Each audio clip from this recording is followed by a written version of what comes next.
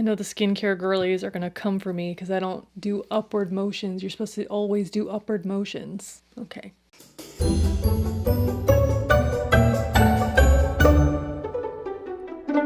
Hi guys, welcome back to another episode of Crue Trime. Crue Trime.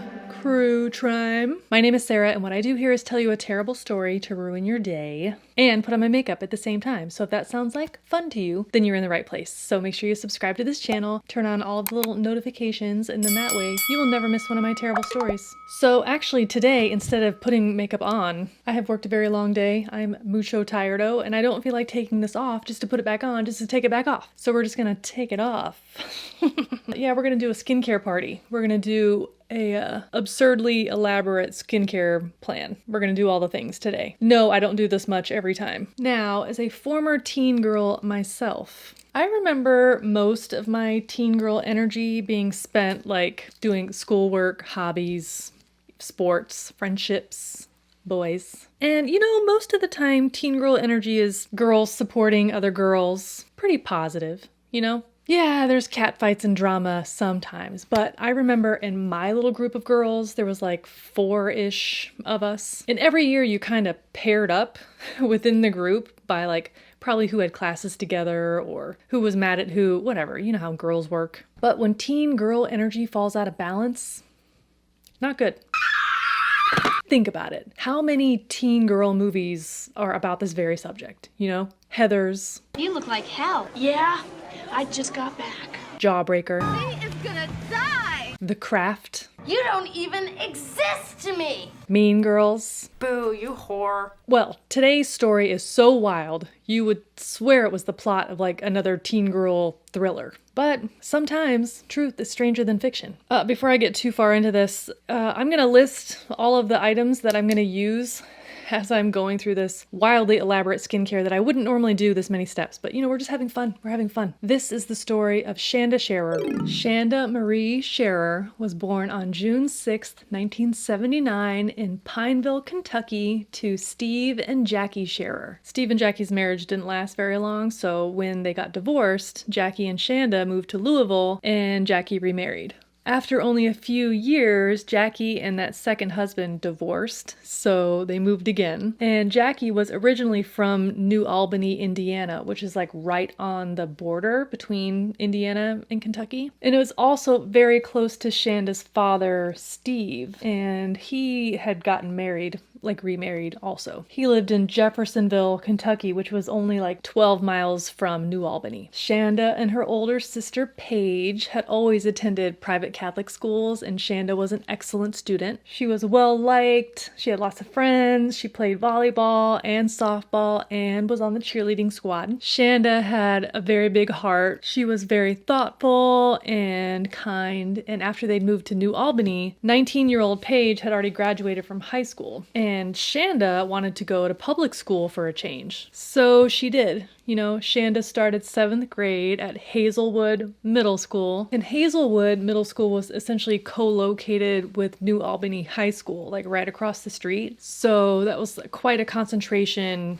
of kids in a pretty wide range of ages. Now, can we just for a second stop and appreciate Shanda's hair? Do you see this? In the early 90s, this particular hairstyle, this like fluffy triangle, chef's kiss, perfection. Incredible, amazing, show-stopping. Anyway, so Shanda started in the fall of 1991 at Hazelwood, and it was actually way different for her. In fact, she ran into trouble almost immediately, and she had never been in trouble before. So another girl, 14-year-old Amanda Hevren, started a fight with Shanda. And both girls were sent to detention, but they didn't become enemies. In fact, they bonded. Amanda Hevren was about a year or two ahead of Shanda in school, but they became fast friends and they were hanging out a lot, you know, having sleepovers, blah, blah, blah. Anyway, so Shanda's mother, Jackie, never really liked Amanda. You know, Amanda was older. She thought she was like not a great influence, you know, too fast or whatever. Also, Amanda was gay. Jackie didn't like that, but Shanda did, and it wasn't long before Shanda and Amanda were actually an item. K-I-S-S-I-N-G. They were exchanging love letters, and they even went to a school dance together, like together. So while they were at this school dance, Shanda was confronted by a furious 16-year-old girl named Melinda Loveless. It turns out that Melinda was Amanda's ex-girlfriend. Apparently Melinda and Amanda had been dating the year before and had never actually broken up. So messy. Now this girl, Melinda Loveless, was born on October 28th, 1975 in New Albany, Indiana, to Marjorie and Larry Loveless. And Marjorie and Larry were a train wreck. Their marriage was abusive and rife with all kinds of substance abuse, money problems, infidelity, drugs, you name it. Larry was abusive to Marjorie and to Melinda and her two older sisters, Melissa and Michelle. It turns out that Larry was not only beating up the girls, but he was also sexually molesting the two older daughters. Melinda claims that her father never touched her inappropriately, but who knows? Basically, Larry was a monster in every way. Eventually, Marjorie finally fully kicked Larry all the way out and they got divorced. And Larry moved to Florida because fucking of course he did. Well, both he and Marjorie remarried. And by this time, Melinda was about 14 years old and was extremely angry. She sought comfort through relationships with boys, but in 1990, Melinda began dating Amanda Heverin. And the relationship with Amanda was immediately rocky. Remember, Melinda was really struggling with her home life and was carrying a lot of anger around that she didn't know how to process constructively. So when she and Amanda would argue even about little things, it would turn physically violent, and that ruined the relationship. But obviously they never broke up. At least not in Melinda's view. Amanda definitely moved on. Let's back it up just a little bit to when Shanda first began attending Hazelwood. Well, Melinda noticed her right away. And her girlfriend, Amanda, at first was telling Melinda how much she hated this new girl, Shanda. And pretty soon after that, that fight between them erupted. But then, they had become friends. Now, Amanda was telling Melinda that Shanda was cool and they should all be friends. But Melinda was squinting. She didn't like how much attention Amanda was paying to Shanda, and she certainly didn't like that they were exchanging notes and such, but they were just friends. Well, eventually, Melinda started writing letters of her own, and she started writing letters to Shanda. And these letters were warning her to stay away from Amanda. She wrote the same kinds of letters to Amanda, but they were much stronger. These letters actually warned Amanda to stay away from Shanda or she would kill her. More on those letters later. So by mid to late October 1991,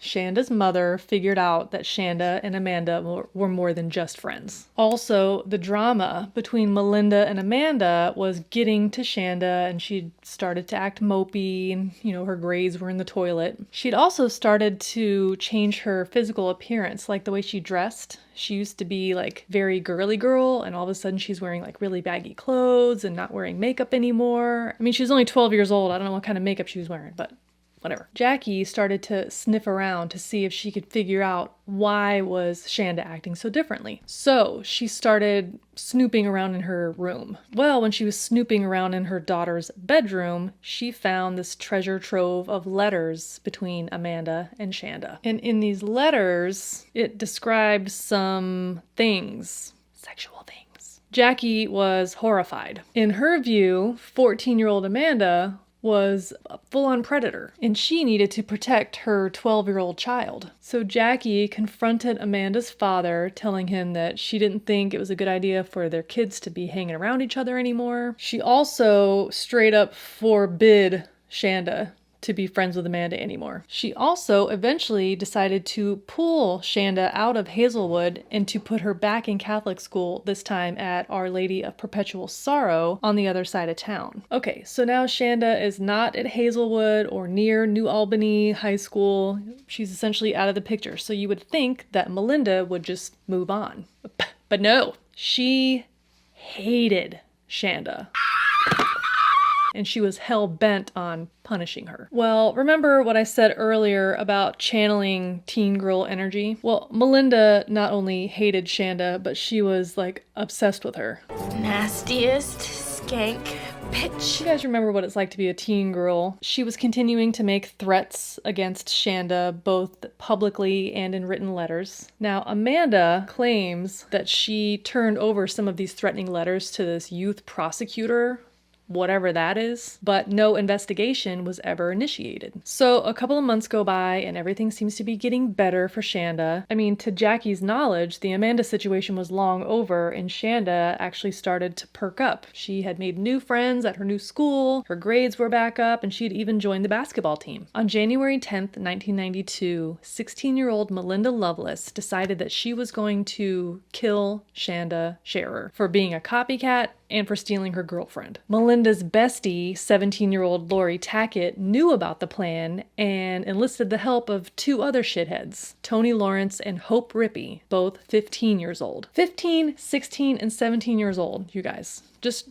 remember this. Well, Lori, Tony, and Hope had been friends since they were little kids. They had grown up together in Madison, which is about an hour north, I guess, of New Albany. So a little bit of background on these three girls. 17-year-old Mary Lorraine Lori Tackett grew up in a very strict, conservative religious household. As Lori settled into her teen years, she rebelled. She wasn't into this strict religion. It was very oppressive. She was actually very drawn to the occult, as you do. Fascinated with vampires, crystals, yada yada. Lori would also self-harm. She would cut. And she was later diagnosed with borderline personality disorder and had dropped out of high school. And she had been staying with some friends in Louisville, Kentucky, which is where she met and became friends with Melinda. 15-year-old Tony Lawrence grew up in an upper middle class family. She had suffered two separate incidents of sexual trauma as a child, and despite having a very stable home life, it caused a lot of problems for her. And she also was self-harming. She had attempted suicide in the past. She was pretty impressionable, and Lori Tackett wasn't the best influence. And lastly, 15-year-old Hope Rippey grew up also in a very stable home with easygoing parents in Madison. She was friends with Tony and Lori growing up, but with such lenient parents, she got into whatever Tony and Lori were doing without any real oversight. So on the evening of January 10th, 1992, Lori picked up Tony and Hope and they headed over to Melinda's house in New Albany. So Tony and Hope had actually never met Melinda before that night, and none of them had ever met Shanda. They didn't know who she was, couldn't pick her out of a lineup. In their view, Melinda was like super cool and glamorous with beautiful hair and just, they were enamored by her. They would do whatever she said. Anyway, so they all congregated at Melinda's house and they were in her bedroom. They were getting ready to go out to a concert, and Tony and Hope were trying on some of Melinda's clothes, and she started telling them all about this terrible girl named Shanda. She showed them a big kitchen knife that she had with her, and she was going to use it to scare Shanda. She said that she wanted to beat her ass and make her sorry that she'd ever met Amanda. So the four girls piled into Lori's car with Hope driving, and they went to Shanda's father's house in Jeffersonville where she stayed on the weekends. They got to the house just before dark and parked about a block away, and Melinda obviously couldn't go to the door because Shanda would figure it out. So she sent Hope and Tony up to the door to ask for Shanda. The plan was to tell Shanda that they were friends of Amanda, who had sent them to go pick her up. This would lure her out of the house and get her to come with them. Well, I mean, it worked. Shanda stepped outside of the house to speak with Hope and Tony. They told her that Amanda was waiting at the Witch's Castle, which is like a creepy stone house that's in the woods overlooking the Ohio River. It's like a hangout for people that like creepy stuff, I guess. Shanda said there was no way that her parents were going to let her leave, so she told them to come back just after midnight when they were asleep, and then she would sneak out to go with them to go hang out with Amanda. Well, when the girls first got back to the car, Melinda was pissed. But whatever. They had a plan. They just would come back later. So they went ahead to the concert in Louisville, and then while they were there, Tony and Hope got bored and found some dudes and brought them out to the car to do like make-out stuff or whatever. Do make-out stuff. How old am I? After the show was over, the girls got back in the car and headed back over to Shanda's father's house, and this time, Tony refused to go to the door. She didn't want any part of it. So Lori went with Hope. Melinda waited in the back seat under a blanket, waiting for Shanda to come out with them, and got in the front seat in the middle between them. Well, Hope started asking Shanda questions about her relationship with Amanda, and then Melinda popped up from the back seat, grabbed Shanda by the hair, pulled her head back, and then held the knife to her neck. She started asking questions about Shanda and Amanda's sexual relationship, and of course, Shanda was terrified, crying, begging to not be hurt. Well, when they got to the witch's castle, they dragged Shanda out of the car. They took her inside, and Lori tied up Shanda's arms and legs. Melinda was like holding the knife, waving it around, telling her that she had such pretty hair and it'd be a shame if it got cut off. They took Shanda's jewelry, like her rings, and just passed them out amongst each other. And Hope took Shanda's Mickey Mouse watch and put it on her own wrist. I like Mickey Mouse. They also had taken a shirt from the car and lit it on fire. And they were like waving it around in front of Shanda to scare her or whatever. But pretty soon it was giving off too much smoke. Lori was afraid that there were cars driving by. They were afraid that they were going to get caught. So they dragged Shanda back to the car and left. So Shanda is now tied up in the backseat, and the girls are heading north from the witch's castle back up to the Madison area. They got lost twice. They stopped twice for directions. They finally ended up in a secluded area near the edge of the woods by Lori's parents' house. And Melinda and Lori took Shanda out of the car while Hope and Tony stayed inside. And remember, it's January, okay? So it's pretty cold outside. First, they made Shanda remove her clothing down to the underwear. Melinda was beating the shit out of her, just like with fists at first, punching her in the stomach, in the head, all that stuff. So Melinda has this knife, right? And she tried to cut Shanda's throat, but the knife wasn't sharp enough for that. So Hope got out of the car to help hold Shanda down so Melinda and Lori could take turns stabbing her in the chest. Then they took a rope that they had brought with them and slung it around Shanda's neck and pulled on it as hard as they could. When Shanda finally lost consciousness, they carried her back to the car, and this time they put her in the trunk. Then the girls drove back to Lori's house, and they went inside to wash up and have a soda because they were just parched. Okay, so now the girls are inside Lori's bedroom, and they suddenly hear Shanda out in the car from the trunk, kicking and screaming. So Lori, ever the problem solver, gets up, goes to the kitchen, gets a paring knife, and then goes out to the car, opens the trunk, stabs Shanda a bunch of times, and then closes the trunk back. When she came back inside, she was covered in blood. Tony and Hope, at that point, decided to lay down for the night because they were pooped. They went to sleep at Lori's house while Lori and Melinda left in the car around 2:30 a.m. And you guys, it keeps getting worse from here, okay? So if you don't want to hear all of the details, skip ahead to the end. This is the timestamp.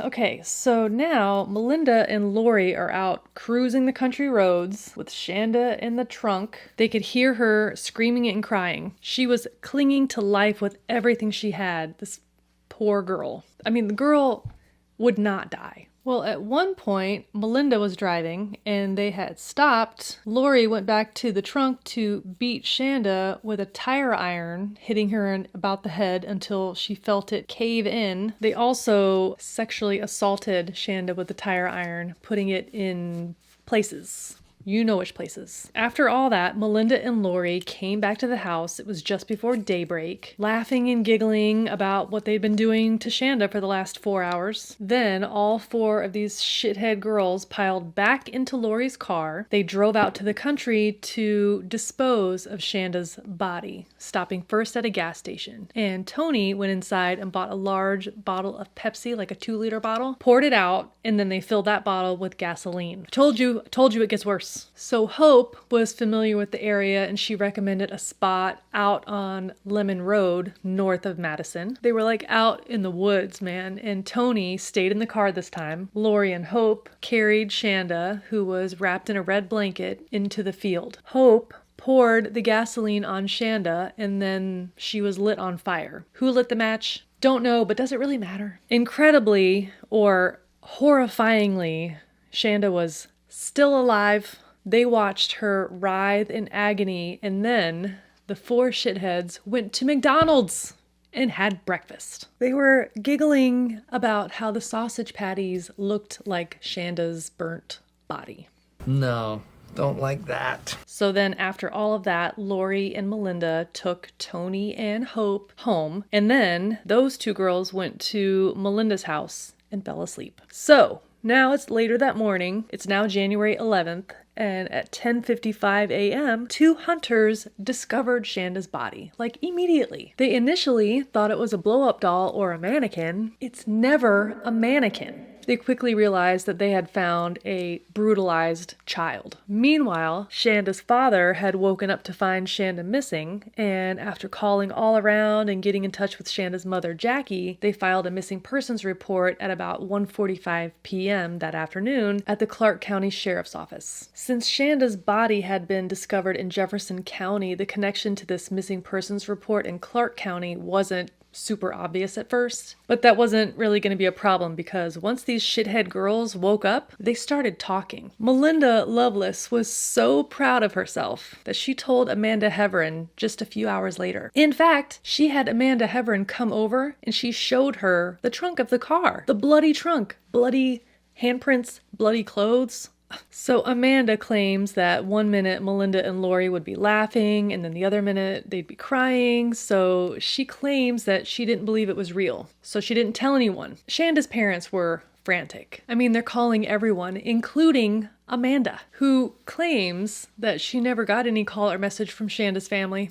Sure, Jan. Once Hope and Tony woke up, the reality of what had happened the night before really started to sink in. I mean, they were all in on taking Shanda out to the witch's castle to threaten her and maybe even like beat her up, but things got so out of control so quickly that they just went along with it. So around 8:30 that evening, the hysterical Tony Lawrence and Hope Rippey, together with their parents, walked into the Jefferson County Sheriff's Office and told them everything. They recounted every detail, including names, addresses, everything. And with that information, that missing persons report was matched to the body that they had found earlier in Jefferson County. So their confessions actually made up the bulk of the evidence for the state's case, and they were, of course, held at the jail. And the next day, Melinda and Lori were arrested. I mean, they were all arrested, but you get what I'm saying. So all four of the shithead girls were charged as adults in the kidnapping, torture, and murder of Shanda Sharer. While investigators continued to gather evidence, the girls got going on entering plea agreements. I mean, technically, they were all too young for the death penalty to be applied, although the crime clearly called for it. On April 22nd, 1992, Tony Lawrence entered a plea agreement in exchange for her full cooperation, and she agreed to plead guilty to 1 count of criminal confinement resulting in serious bodily injury. So remember, as this went on, Tony, although she was present and could have spoken up or stopped it at any time, she also stayed in the car for some of the things. She wasn't the person who poured the gasoline. She wasn't the person who held Shanda down. She was just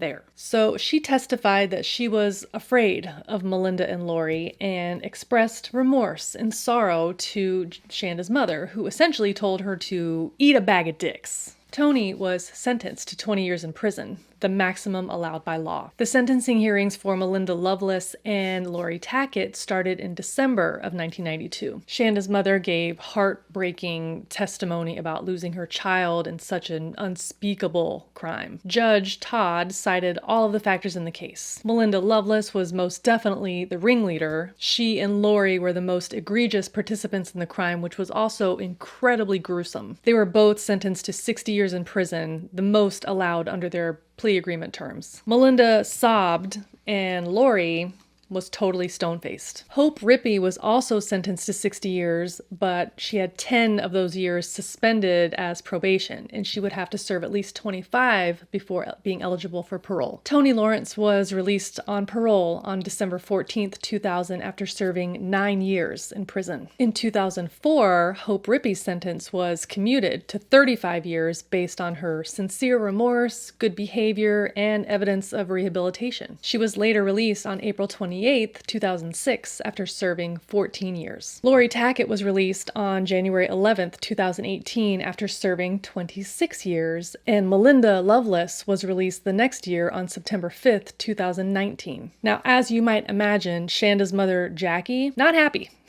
Not happy about any of it. She provided testimony and statements for every one of these shitheads' hearings, and she never relented on the fact that they deserve nothing after stealing the life of her child. If you want to see as close to a person that has absolutely nothing inside of them, look in Melinda's eyes, because there's nothing there. She's given many interviews over the years and even sat down with Dr. Phil to confront Hope Rippey face to face. I don't think that there's anything that I could do to make this up to you. But there was. There was one thing you could have done. You could stay in prison. Very spicy. In a shocking turn of events, Melinda Loveless and Shanda's mother Jackie formed an unlikely alliance. And alliance might be like a generous term for what this is, but I'll explain. While in prison and then since being released, Melinda Loveless became a trainer of service dogs for disabled persons. She's actually become one of the most trusted and competent trainers in the Indiana Canine Assistance Network program, and after watching a video of Melinda in action, Jackie was moved. She was compassionate.